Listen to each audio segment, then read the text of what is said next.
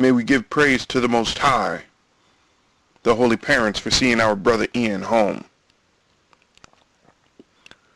I am moved by familiarity to begin these remarks with the trademark pronouncement that Ian, the deadly poet, was about to grace the microphone with his presence.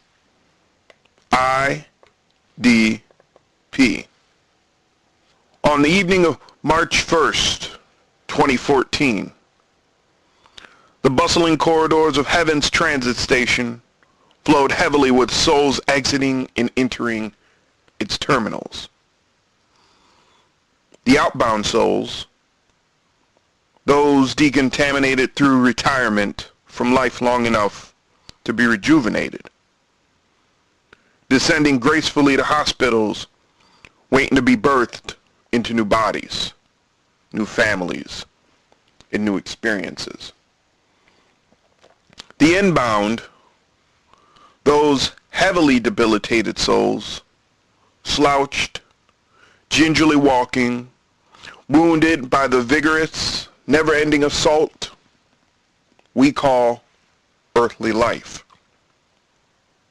Surrounded by loved ones who'd come before them, moved drearily towards one of the many areas designated for decompression and reflection.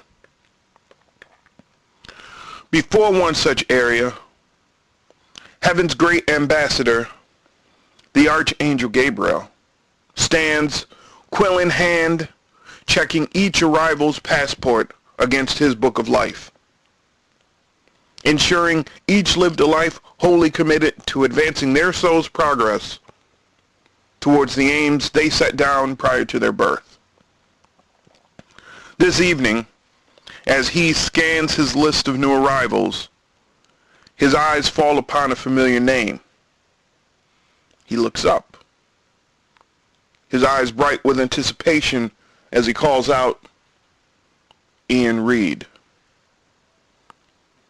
From amongst the crowd, a misty-eyed Ian, flanked by his aunt, his uncle, his grandmother, his grandfather, and cousin, steps forward. Gabriel marks this in his book. "I'm glad to see you made it home, child," he says. "You've had quite the life."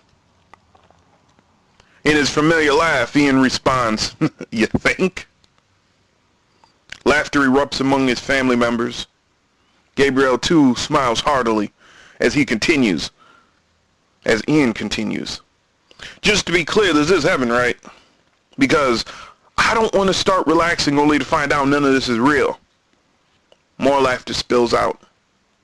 His cousin, overcome with delight, chimes in, "Tales from the hood." Both laugh fully, knowing each missed the other more than they could ever express in words. This mood washes over the group for some time before Ian shudders them with a question each and every one of them had asked upon their arrival. "Not to break this up or anything," he says, "but what will happen to my family and friends?" Gabriel, radiating love and compassion, says with great sympathy, "They will go on. Life will go on. And you, my returning emissary, shall never be forgotten." There is something strangely soothing about this story. Untrue in its origins, it offers some comfort to us left behind. Like many gathered here, Ian's true worth, his true contribution to my life, wasn't acknowledged nor apparent until he stepped beyond this world. True, he was always special to me. He, after all, along with his longtime brother Cody, led me to preaching, something I have yet to undertake but have accepted as providentially fated. But defining that specialness was difficult, fleeting even. Today, however, I recognize the camaraderie between us. It was strictly soulful. Ian, in all his imperfections, all his movements, and all of his psalms, which that is what he created when he created music, psalms, was soulfully present, meaning from the depths of his being did everything rise.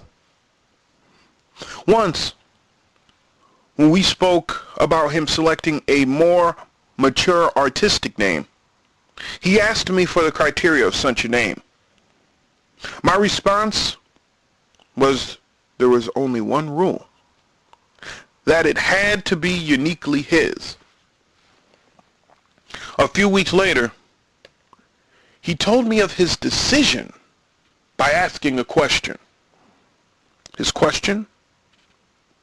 What is a sage? I was a little thrown back. I didn't expect it.